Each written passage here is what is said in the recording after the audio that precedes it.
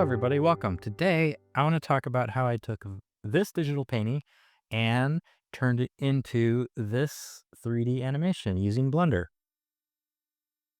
Now, a lot of you may be coming across this channel because you saw my Instagram post, which unexpectedly kind of blew up.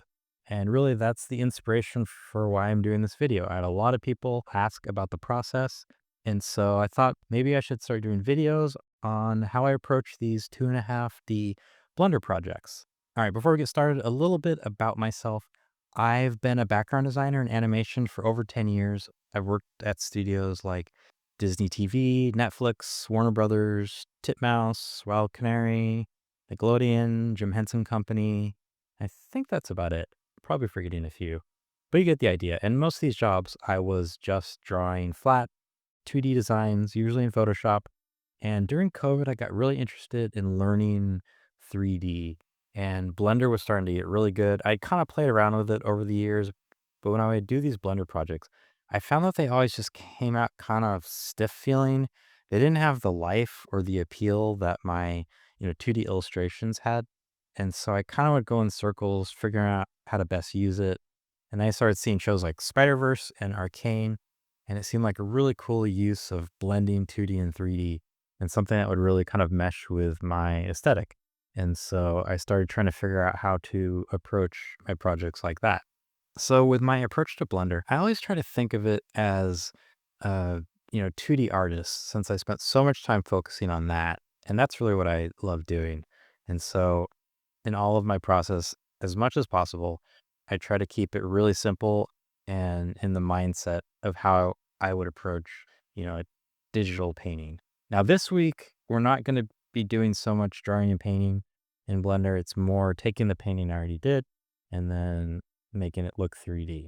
And then in the future, I think it'd be fun to start from scratch. But for this week, I think we can get started and take a look at this painting.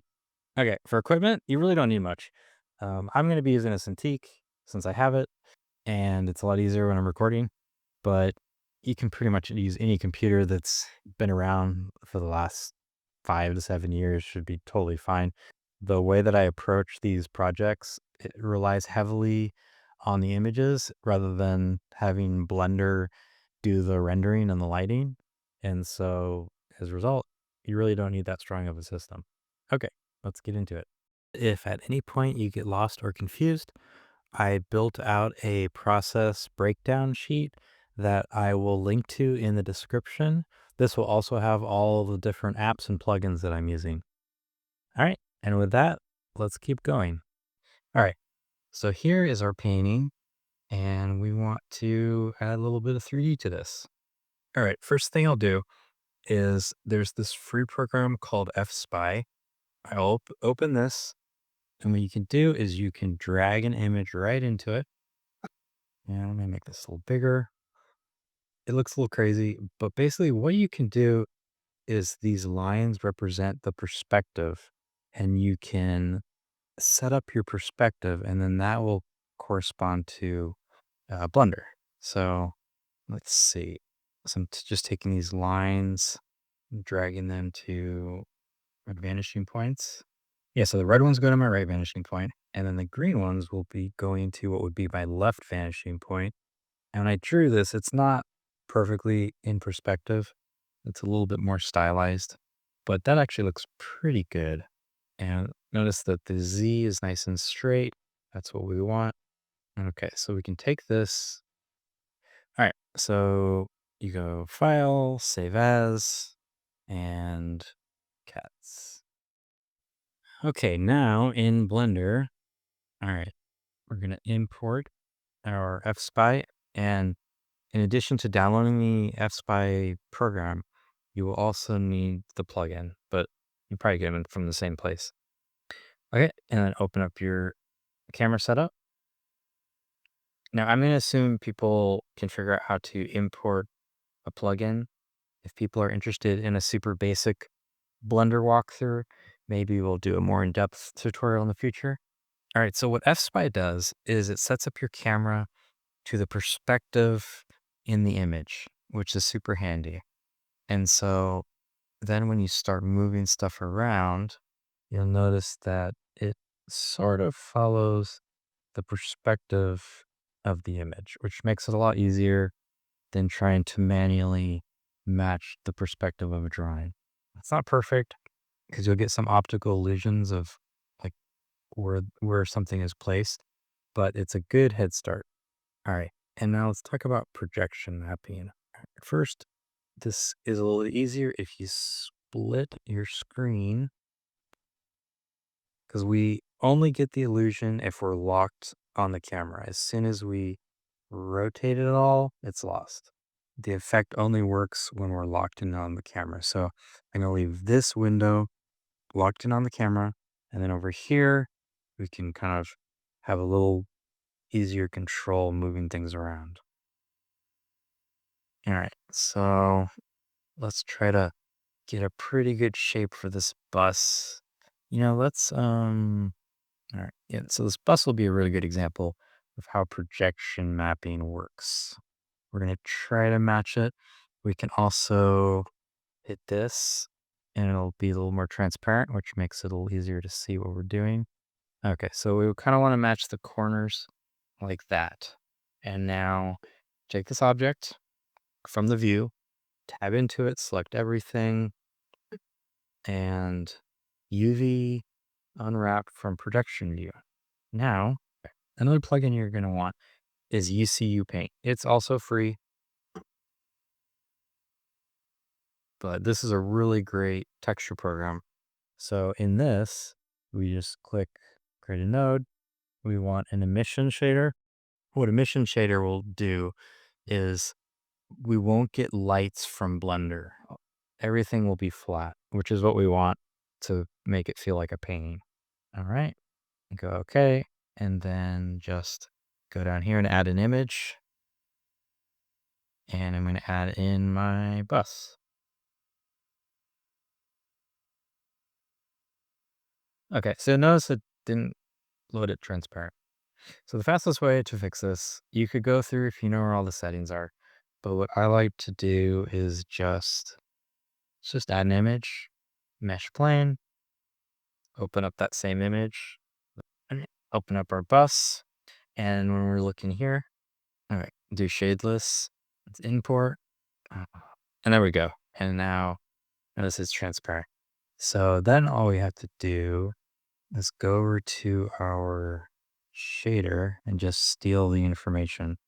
I don't know, let's grab this, copy, paste it, and have this go here. And then we don't need these. There we go. I'm basically just stealing the image information so that it's set up to be transparent. And then I'm going to go back to where we were modeling. And there we go. Notice how it's somewhat transparent. Now, it's not perfect. It definitely has issues. Part of what's happening is it's feeling kind of warped. How we can fix that is we go into the object and we just subdivide it so that the texture has a little bit more information to work with, and that'll straighten it out. The other thing is there's some planes happening and we're just trying to fit this into a box. And so I'm going to make it a slightly more complicated shape.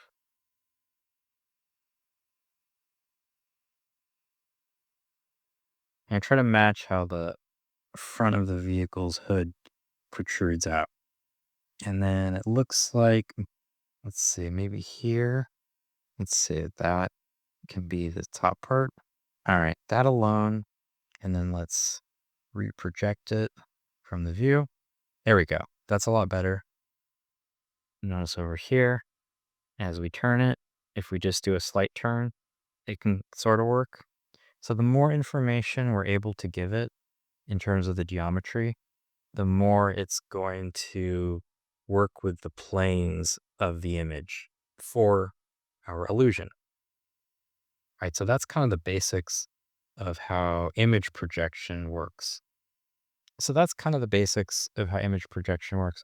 And then you would just go through and kind of build out all of these things and project parts of it. Another type of projecting I will sometimes do is doing just image cards. So for things that don't have much depth, like this sign these cats, this fire hydrant, sign over here, even these poles. There's not a lot of depth where I need to worry about how the image is wrapping around the geometry. So for simpler things like that, I can just drag in a card. I'll show you what I mean. So image plane, and I have a bunch of these. Here's a fire hydrant, and then we can basically just place it, where we want it in the space. And because it's such a simple object, we can move the perspective and it doesn't get too weird. So I will do stuff like that with also the trees. You can see I have a lot here. Any kind of bush, the cats, grass, and I'll just kind of manually put these things in and place them where they need to go in the scene. This is kind of a later step though. Like I'll put something in front of the car even just to add a little bit of depth. Okay, so now you get the basic idea. I'm going to jump over to my actual file. All right, so here's the actual file. Let's turn the textures on. And so you'll see all of these things are somewhat simple geometry, but they need to fit just so and kind of be adjusted so that the texture maps wrap around nicely. And you'll notice these flat textures. This fire hydrant actually has a little bit of a curve to it, but it's still just a flat card. The signs is totally flat. This is flat. These trees are flat. But since they're pretty simple objects, you can move around, and as long as it's positioned in a good spot. Obviously, if you go like this, it's gonna just turn into cardboard. Or this banner, since it has no depth to it, that was another good candidate to just be a flat card. But like this geometry, I really needed to try to match the painting as much as possible so that it would project, things would wrap nicely. It works for, the view we're in. We start off with something like that. Works for the view we're in, but if you move around too much, it's going to quickly get crazy looking. So it is a trick. It'll work for limited camera movements. Oh, and then the cat that's animated. Let's take a look at that and let's play. So this cat is also a card, but it's an image sequence. So I'll show you. So we have an image sequence of the cat. And it's basically just a real quick block cycle, kind of repeated over and over. And then what I do is similar to importing an image, like we did before. What we can also do is we can import an image sequence. Detect image sequence.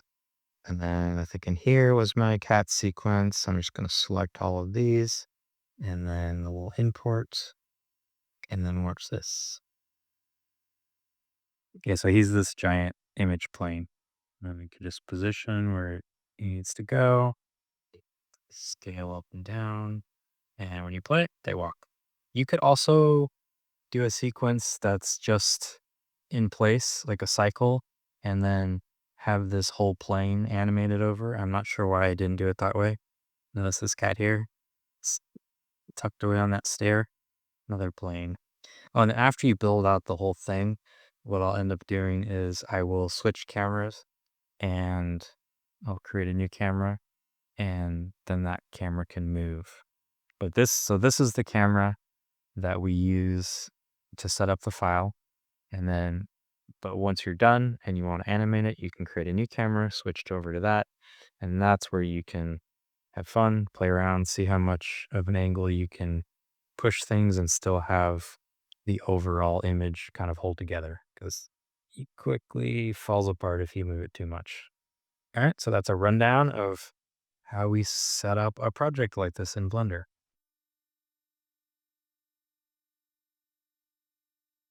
Cool. I hope you enjoyed that. Hopefully we'll have more soon. And, I'm also working on a background design class, so keep an eye out for that if you want to learn how to, draw stuff like this. And with that, I'll see you next time.